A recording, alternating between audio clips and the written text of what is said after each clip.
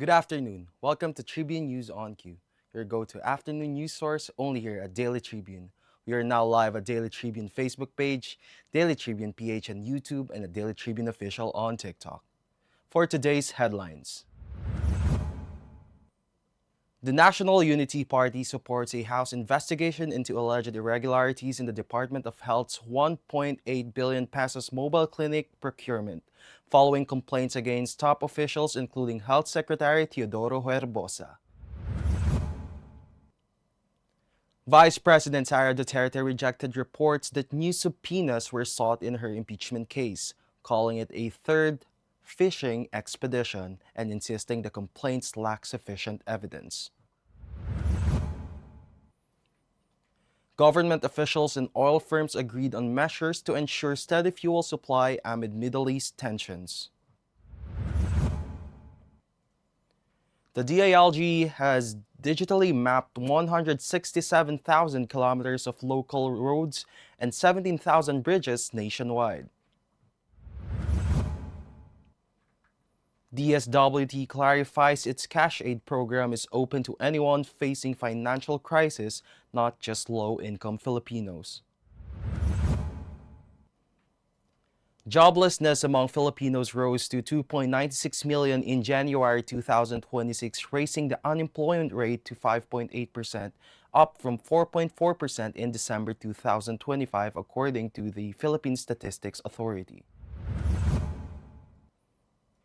Gilas Pilipinas women suffered another heavy loss in FIBA World Cup qualifiers, falling 113 to 80 to Germany. Sumaya Sugapong led the Filipinos with 21 points. Celebrity couple Ronnie Alonte and Loisa Andalio welcomed their first child, a baby girl named Rooney Lior, nicknamed Neely.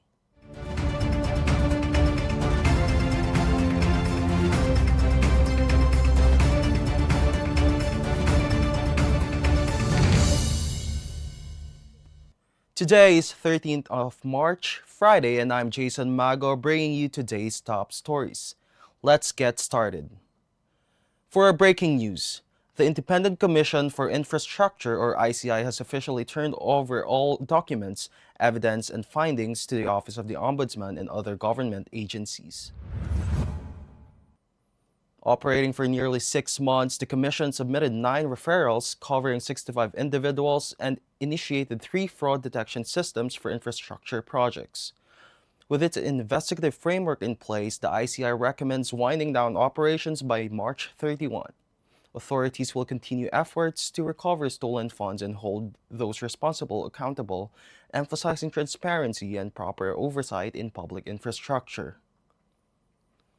The National Unity Party has backed a call for a House investigation into the alleged anomalous procurement of mobile primary care facilities by the Department of Health. Representative Franz Pumarin is seeking a legislative inquiry following complaints filed before the Office of the Ombudsman against top health officials, including Health Secretary Ted Herbosa, over alleged bid rigging and irregularities. NUP Chairman and Deputy Speaker Ronaldo Puno said the proposed probe is necessary, noting that about 1.8 billion pesos in public funds is involved. Vice President Sara Duterte has rejected reports that Chief Jokno sought new subpoenas before the House Committee on Justice to obtain additional documents related to impeachment complaints against her. In a statement Friday, Duterte said the move only proves that the complaints lack sufficient evidence. She argued that committee cannot conduct another investigation to search for proof, calling it a third fishing expedition. The vice president also claimed the impeachment effort is politically motivated and warned that lawmakers should focus instead on pressing issues affecting Filipino households. Meanwhile, Rep. Joel Chua has reacted to Vice President Sara Duterte's remarks on the proposal for the House Committee on Justice to take custody of her alleged bagman Ramil Madriaga. Chua said the tone and substance of the vice president's statement suggested fear rather than truth. So takot pala talaga siya sa mga nalalaman ni Madriaga, he said. The lawmaker's statement adds fuel to ongoing debates over accountability and transparency in government dealings, as authorities continue to investigate allegations surrounding Madriaga. Government officials and oil industry leaders have agreed on measures to ensure stable fuel supply in the country amid tensions in the Middle East. In a meeting at Malacanang Palace, Ralph Recto said the government is addressing rising oil prices through energy conservation efforts and subsidies for transport groups. He added that the president has certified as urgent a bill allowing the temporary suspension of fuel excise taxes during emergencies. Meanwhile, DOE Secretary Sharon Green warned oil firms against unreasonable price hikes as global tensions continue to affect supply. The Department of the Interior and Local Government has digitally mapped more than 167,000 kilometers of local roads and over 17,000 bridges nationwide through its enhanced local roads and bridges inventory.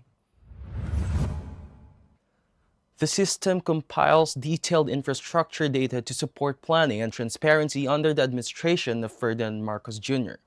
Based on the latest records, the database includes provincial, city, municipal, and barangay roads along with thousands of bridges across the country. Officials say the platform will help national agencies and local governments identify connectivity gaps and prioritize infrastructure investments. The Department of Social Welfare and Development clarified that government cash assistance is not limited to low-income Filipinos. Secretary Rex Gatchalian said the Assistance to Individuals in Crisis Situations, or AICS, program provides immediate relief to anyone facing urgent financial difficulties, including medical emergencies, funeral expenses, or temporary job loss. The program aims to support all Filipinos in need regardless of income level, especially amid rising fuel and basic goods prices. Unemployment among Filipinos rose in January 2026 according to the Philippine Statistics Authority. Deputy National Statistician Divina Garcia, or Gracia del Prado, reported that the number of jobless individuals aged 15 and above climbed to 2.96 million, higher than the 2.26 million recorded in December 2025. This translates to an unemployment rate of 5.8% out of the country's 50.89 million labor force participants. The latest figures show an increase from the 4.4% unemployment rate in December and 4.3% in January last year. The Philippine Stock Exchange ended lower on midday Friday with the PSEI closing at 6,083.51, down 30.7 points or 0.49%. The all-shares index fell 17.71 points to 3,387.69 at 0.52% decline. Sector-wise, mining and oil led losses, down 1.29%, followed by holding firms and services. Meanwhile, industrials and financials posted modest gains. Among the most active stocks, SCC rose 7.33%, while ICT shed 1.01%. Gilas Pilipinas women's national basketball team suffered another heavy defeat in the FIBA Women's World Cup qualifying tournament after falling to Germany women's national basketball team 113-80 in Lyon, France. Emily Biswal led Germany with 25 points and 13 rebounds, while Frieda Bunher and Britam Dob added 19 and 16 points respectively. For the Philippines, Sumaya Sugapong scored 21 points with Afril Bernardino and Jarin Pontejos contributing 13 and 11. The winless Gilas squad will next face Nigeria women's national basketball team. Actors Ronnie Alonte and Loisa Andalio have welcomed their first child, a baby girl they named Rooney Lior. Alonte shared the news on social media yesterday, introducing their daughter, nicknamed Neely, through a photo of the newborn wearing a onesie embroidered with the initials RL. The couple received an outpouring of congratulations from fans and fellow celebrities. Alonte and Andalio first announced their pregnancy in December 2025 when they also revealed they had quietly tied the knot. And for this afternoon's trivia, Katriba, did you know? Today is Friday the 13th, a day often linked with bad luck. Some buildings keep the 13th floor, while superstition traces back to 13 guests at the Last Supper. From literature to horror films, the day has inspired stories, myths, and even economic caution. So will you risk it today, Katribu? Viral now on Facebook is a video uploaded by Panginoon ng Kababawan showing a math solution that will help you quickly calculate the interest on your friend's debt. Some even commented, ibang level ng gaslighting ito. Let's watch this. Kaya bayad nga ako sa'yo. 1,000 lang ba niyang transfer mo? 1,000 lang utang ko sa'yo. 2,000 times 2. Ito yung chat natin, no? Tsaka ibang transfer mo kahapon, 1,000 lang. Oo nga, 1,000 lang pinautang ko sa'yo. Pero 2,000 dapat babayaran mo sa akin. What? Naman tayo usapan na times 2 yung bayad ko. Wala nga, pero times 2 pa rin babayaran mo sa akin. Bakit? Because math says so. Yan kaya naman sa math proof mo. Pwede makinig kaya lang. Ganito kasi. Let X be yung utang mo sa akin at Y yung pinautang ko sa iyo. Same amount lang yan, 1,000. O nga, kaya X equals Y. O ikaw yung nagsabi, X equals Y, parang 1,000 yun. O nga, pero let's multiply both sides by Y. So XY equals Y squared. Nothing changed, diba? We multiplied both sides sa Y. Yeah, I know my math. And let's subtract from both sides X squared. XY minus X squared equals Y squared minus X squared. O wala pinag-iba yan ha, kasi both sides tayo nag-subtract. Oo nga, alam ko math ko. Tapos we can factor out yung X side na to. So X times Y minus X equals, ito naman yung difference of two squares, Y minus X times Y plus X. Difference of two squares, alam mo yun? Hindi ka pa. So far, walang mali sa equations natin. Wala. Tapos ito, may common term sila, yung parentheses na Y minus X. So we can divide both sides by that term. Tama? Yeah. So makakancel yung common term na parentheses Y minus X sa both sides. So matitira is X equals Y plus X. Tama? Yeah. As we both agreed, magkano nga yung X? Both na utang mo sa akin at pinautang ko sa iyo ay 1,000. Diba? Ikaw nagsabi niyan. Yeah. So substituting X equals Y plus X, X equals 1,000 plus 1,000, X equals 2,000. 2,000! 2,000 utang mo sa akin. That's all for now. Join us again at 4:30 p.m. still here on Daily Tribune's Facebook page, Daily Tribune PH on YouTube, and the Daily Tribune Official on TikTok.